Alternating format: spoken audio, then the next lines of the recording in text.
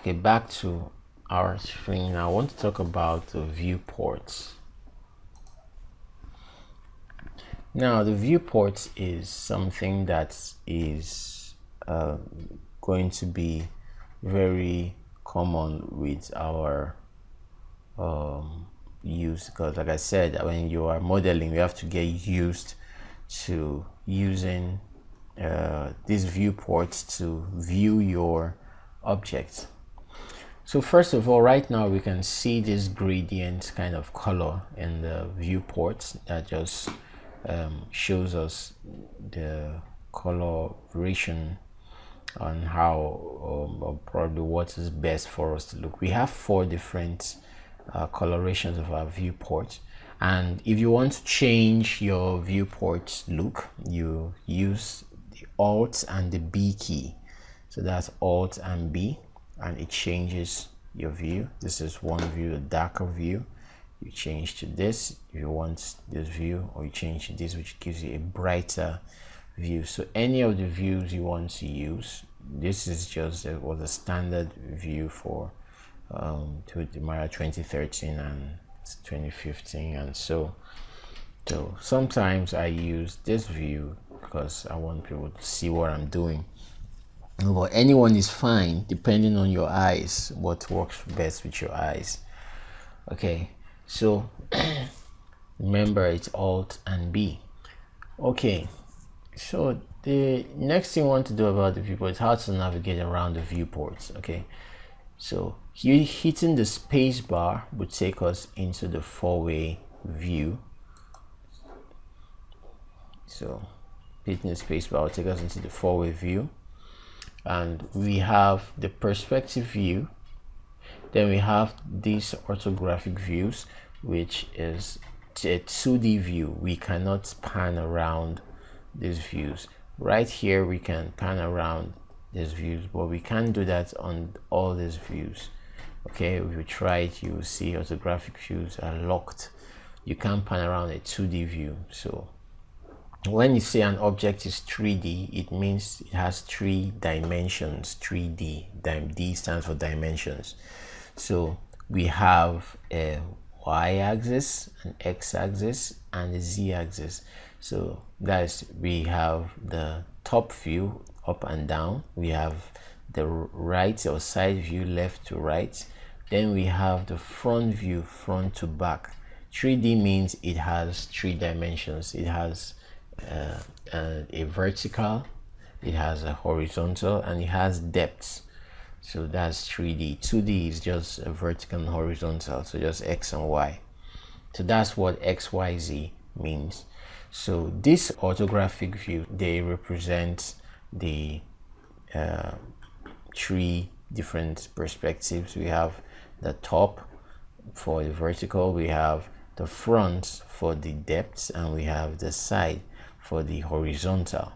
Okay, so if you create an object and put it in the scene, so you now see that object from the, apart from the perspective, you can see the object from the top, from the front, and from the side.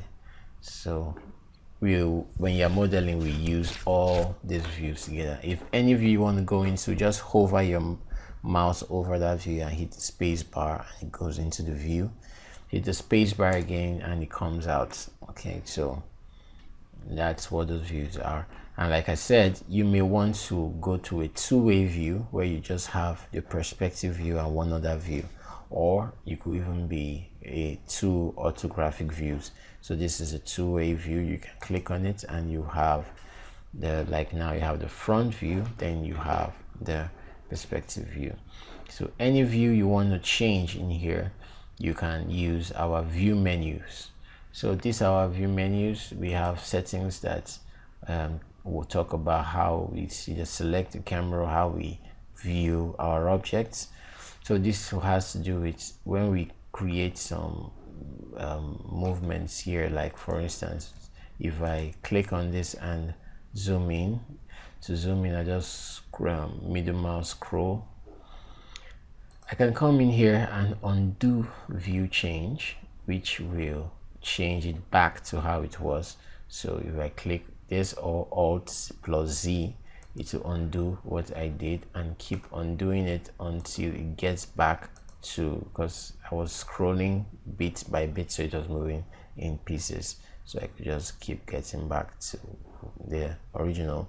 Or I could go to default view, how it was at the beginning. So if I go Alt and home key, I could just get back to the default view right there. All right, okay, so we have some other selections here. We'll talk about this.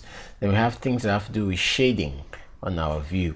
So let me first of all change this so that we have a better view of our objects. So I'm going to scale this guy up a bit so we can see it clearly. Okay. All right, so if I come into my shading now, right now it's showing smooth shade all. I'm seeing all the shades.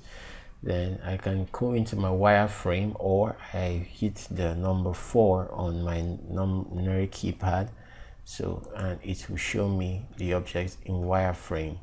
That's just the edges of the object. So let me come here, shade, and let me do the wireframe from this perspective here.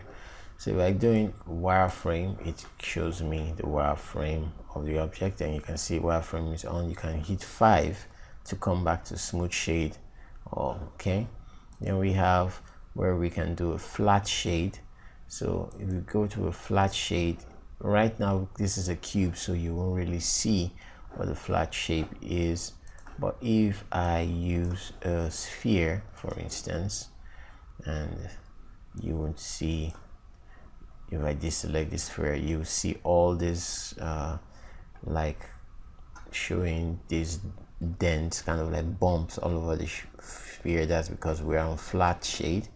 If I go back to smooth shade, you won't see all that. Okay, so when we're modeling, sometimes we want to go even into X-ray mode so that you can see through your objects, especially when you're using image planes.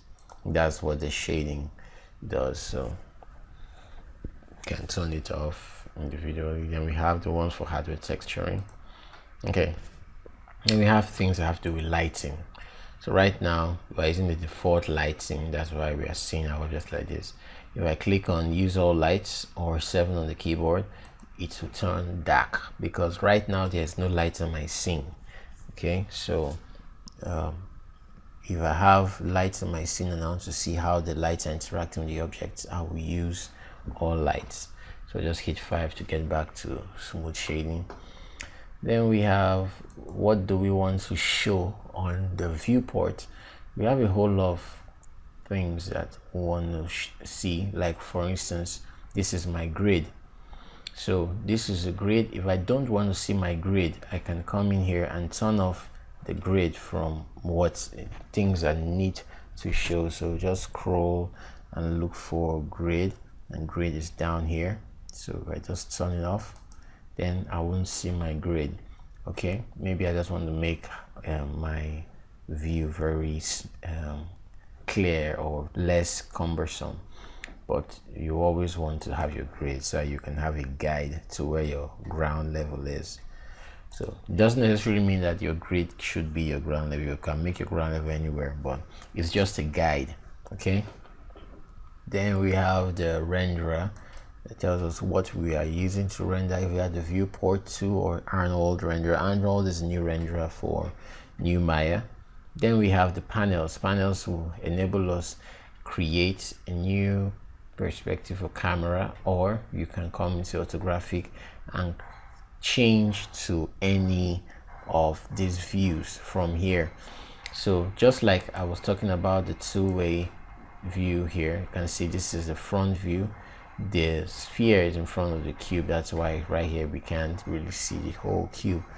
So if I want to change this from front to top view, all I come here is I come to the orthographic and change it to top, and now I'm on my top view. I can see the sphere, I can see the cube there. Okay, I can change to the side view so that I see them from a different perspective. All right, so this is where we'll come. And if there's a view you want that is not here, you can come on the new view and maybe use a back view, on a left view, a bottom view, and stuff like that. So I'll just put it back on front view for now. Then we have other panels, settings, stuff. So most of these other things have meaning. Like this has to do with camera. This is locking the camera settings, This has to do with rendering settings and how we view objects. So that thing about wireframe and looking at your objects in wireframe mode or in smooth shade mode, and some other sort of using lights, texturing, and motion blur and stuff. So as we are going on, we'll talk more about this. So I want to go into the navigation on the viewport. Apart from using the space bar, if I want to change or view my objects, probably holding down the Alt and the left button mouse will enable me rotate or orbit around my scene. Now it doesn't change the location of the objects, it just changes where I'm viewing them from. Alt and left mouse button together. Okay, that's for orbiting my scene. Okay, and if I want to pan, I will use the Alt and the middle mouse button, and that will pan my scene up, down, left, right, in case there are other things around my scene that I want to see.